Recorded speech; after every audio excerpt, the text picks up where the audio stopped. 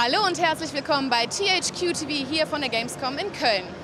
Ein absolutes Highlight für Adventure Freaks ist auf jeden Fall Darksiders 2. Ich spreche hier gleich mit Marketingmanager Jay Fitzloff und er wird mir alles über das neue Spiel erzählen.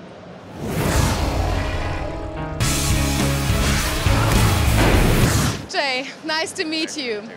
How does the storyline fit in with the original Darksiders? So in Darksiders 2, it takes place along the same timeline as the first Darksiders, except Death is trying to clear his brother's war name, so he's working behind the scenes in places that the players didn't see in Darksiders 1.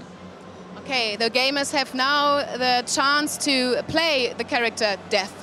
Can you tell me something about him? So Death and War, they're both horsemen of the apocalypse, but Death is more, in combat, more agile. He doesn't block, he dodges. He's a lot faster, more sleek.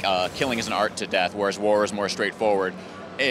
Outside of combat, War is more honorable. Death's more willing to work behind the scenes and deal with shady characters to get stuff done. Okay, and what weapons does Death have in comparison to War? Well, Warhead is one giant sword. Death uses a pair of scythes that he can, use individually as a dual wielding or combine them together into one single weapon. And then a lot of secondary weapons. We've shown a giant hammer that he can smash people with and a lot more, but that's all we can say for now. So not only the character changed, also the world. Can you tell me about something about that? Yeah, with Darksiders 1, it was all in the Earth after the apocalypse, but when we were designing Darksiders 2, we thought we wanted to kind of break free of that because we felt like we were chained down by always having to make these destroyed buildings, underground stuff. So it takes place in the underworld or the abyss, and so it allows us to kind of make a lot more of a fantasy game where you'll see stuff from flying ships being pulled by serpents to forest areas and a lot more breadth to the environments than before.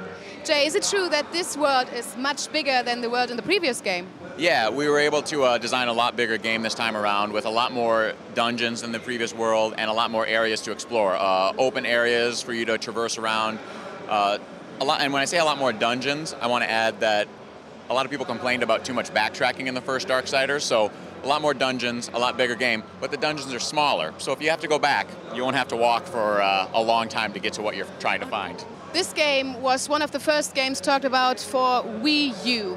Are you excited to be the part of this console? Oh, dude, yeah. I mean, everybody at Vigil is pumped to be working on a Nintendo system, and I mean, I can't talk about exactly what we're trying to do, but just rest assured we're playing around with what works on the system to make sure it's whatever control systems we come up with are cool and not just a gimmick.